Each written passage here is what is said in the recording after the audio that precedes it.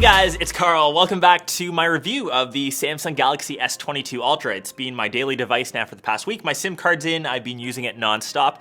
Today is currently the 14th of February, so happy Valentine's Day. I'm actually rocking the pink for the Day of Love. I actually wish I had the burgundy option to show that off, but anyways, we'll start off with kind of pricing first. Like I said, I think this is the best Android phone that you can currently get for a premium price, and that's where this phone kind of starts off. It is $1,149, of course, US and Canada, $1,649, and that's for the base level option. So you get 8 gigs of RAM, 128 gigs of storage. If you want to up it to the phone that I currently have, 256 gigs and of course 12 gigs of RAM. I think that's the model to get. I've used the base level option. You honestly, in day-to-day use, can't really tell the difference unless you're one of those weird people that, I guess not weird, but playing those graphic intensive games. I'm trying to think of one off the top of my head. Genshin Impact or even the new Dragon Ball Z Legends game for mobile, you won't notice the difference. If you're just stuck scrolling the endless loop of social media apps, if you're using this to multitask, just getting your day-to-day stuff done, sending texts, listening to music, making calls, sending text messages. This phone is perfect no matter which spec you end up getting. So just decide which storage option is right for you as you no longer have a micro SD card slot. Over to the design, which I think has the most kind of buzz or the talk around it. We'll start off with the camera bump.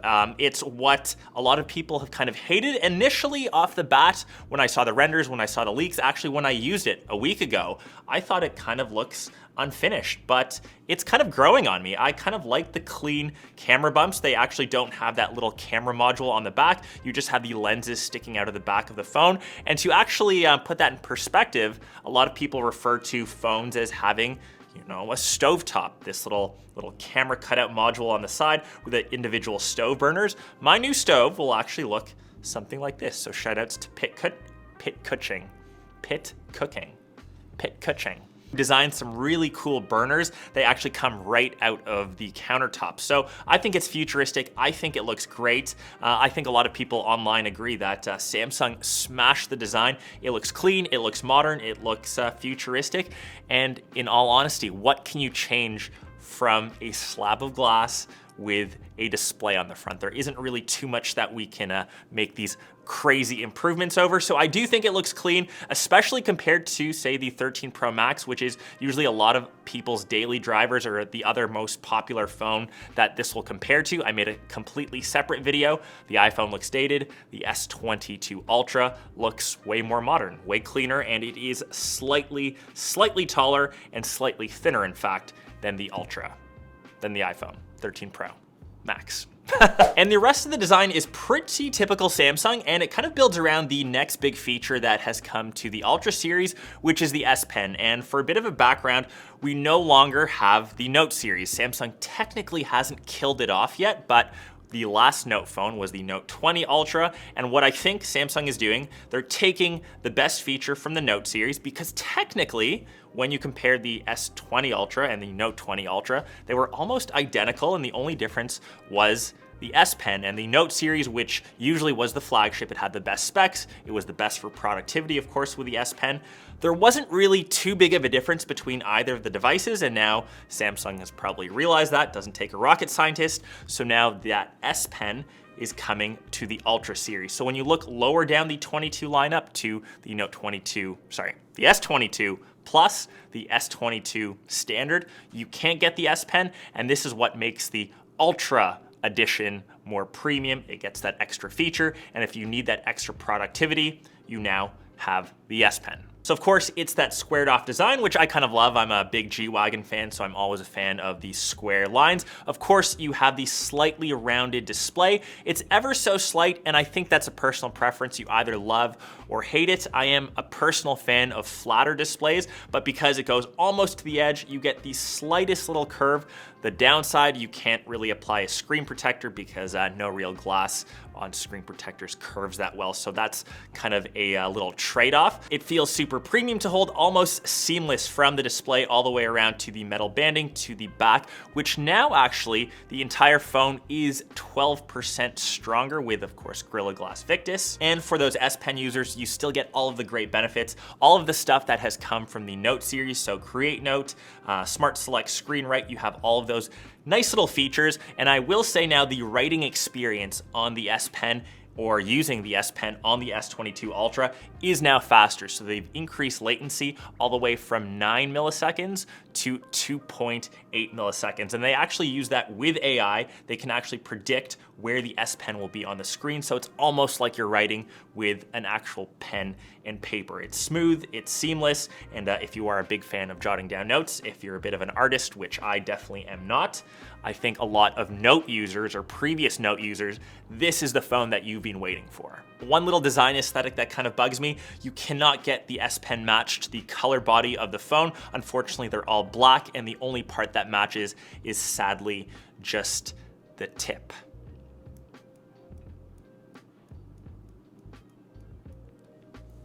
Naughty joke for the day. It's Valentine's Day. Last but not least, color options, even though I know most people end up rocking a case on it, but the new burgundy, like I said, for Valentine's Day, I think that looks pretty sleek. The green was my favorite, but if you want to keep it secret and safe, keep it secret.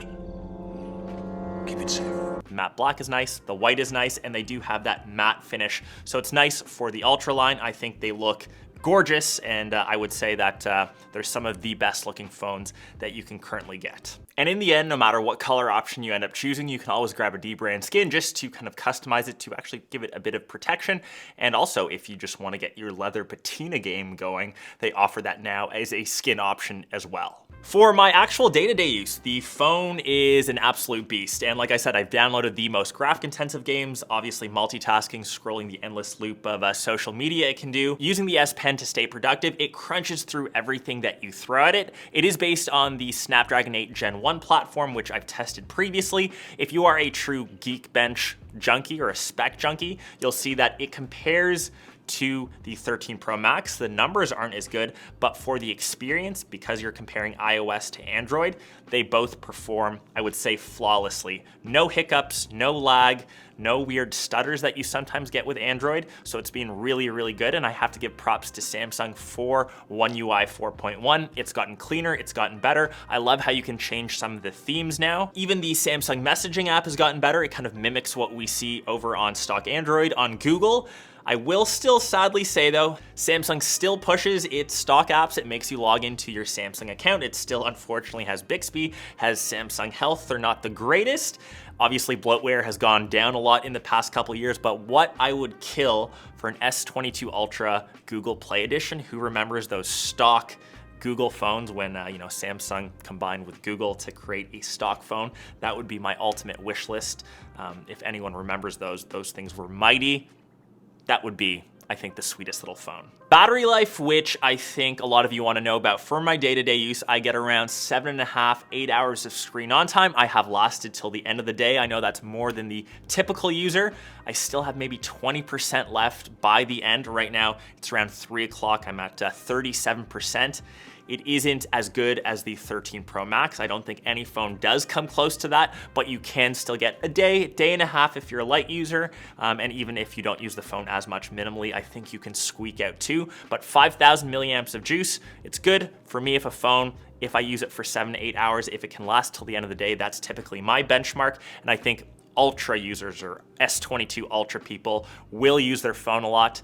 It's good, it'll last you till the end. That's awesome. And one last thing to mention for Samsung, which I think they absolutely smashed, they now give software support for 4 years to come. So right now, Android 12, that theoretically means up to Android 16. You will always get updates, and that typically is the refresh cycle for most people. I know being a techie, being a true junkie or a tech junkie, you want to upgrade your device every single year or every 6 months. For most people, 4 years is the typical refresh cycle, and that's awesome to see Samsung support that.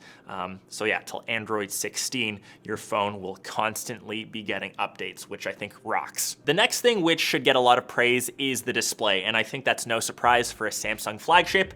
They make some of the best panels. The display is just drop dead gorgeous. It's 6.8-inch Quad HD adaptive, and before the S21 actually had an LTPO display that went from 10 to 120 Hz. This goes all the way down to 1 Hz up to 120. So when you're on a, say, dead page, when you're not really looking at anything, if it's stuck on a web page, that can go down to 1 Hz, so you actually save a ton of battery, and that's what helps this phone get such decent battery life. That's what helps it push it to that day and a half life. It's nice and vibrant, and it's actually one of the brightest phones, if not the brightest phone that you can currently get. So up to 1750 nits peak brightness. So when I've been viewing it outside, it looks exactly the same as inside. It is such a good display to look at. And what I love on the S22 Ultra, they didn't include some of the finicky under display tech that we saw on the Z Fold 3, where the camera actually lit up weirdly. We just have the standard hole punch cutout,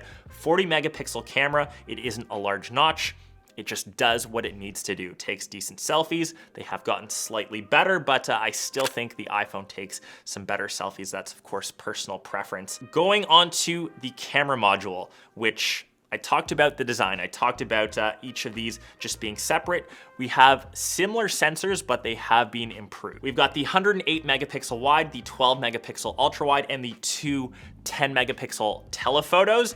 Improved from the S21 for sure, especially on the main sensor. So zooming in, photos look a lot clearer, and I actually found that when you go up to 100 times space zoom, I won't say that's a need to have feature. It's kind of just one of those things that you do when you test out the phone. The stabilization is a lot better. Samsung's computational photography has gotten a lot better, so things look crisper, a lot more contrasty, and I would say even the dynamic range has been really, really good. I've been having a ton of fun shooting with this. Of course, sample shots here, and even some against the good old iPhone, which I think is usually the benchmark standard.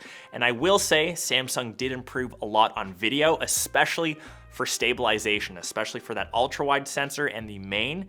It looks silky smooth, which I'm a fan of. And for these actual video clips that you end up using or uploading to social, I've got this little one of Link uploading to Instagram right now. A lot of you said that Samsung worked with Snapchat and Instagram. I believe it was only Snapchat. I will say the video compression has gotten better. I still think it looks best over on an iPhone, at least now for Instagram, Snapchat, and I believe TikTok, they use the stock camera sensor, which is good.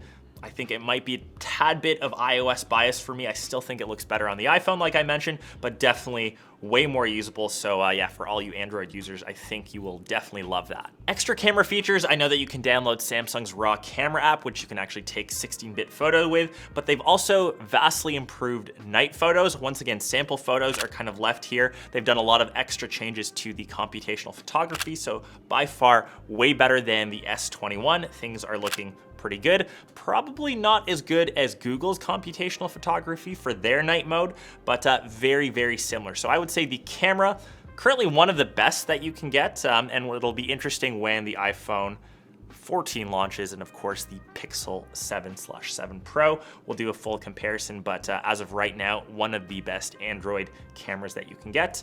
And yeah, overall, that's just been my experience. I think a lot of Note users have been waiting for this. I think a lot of people that want a very premium device with the best feature set. Of course, if you're an S Pen user, I think you'll love this. One thing that I have noticed though, because I've been forcing myself to use the S Pen, I wish the camera layout was actually kind of like the Pixel 6 that went across the little Tron or the Daft Punk visor, just to have an even surface, because when you write down notes, which is what this does now, the Note series or the S Ultra series, you get quite a bit of wiggle and wobble, especially down in the bottom right corner. So say you're drawing, you can see and probably hear the clankiness of that phone because all the cameras are stacked, or the camera modules are stacked on one side. Just something to consider. I know that most people will probably write down notes or use the S Pen with the phone in hand, but I think a lot of artists, or if you're just jotting down notes in general,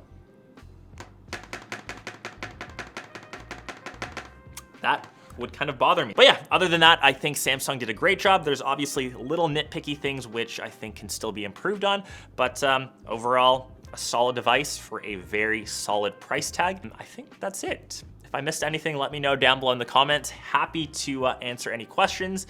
And yeah, good luck ordering your next S22 Ultra. We'll catch the rest of you in one of my next vids. Peace! Happy Valentine's Day!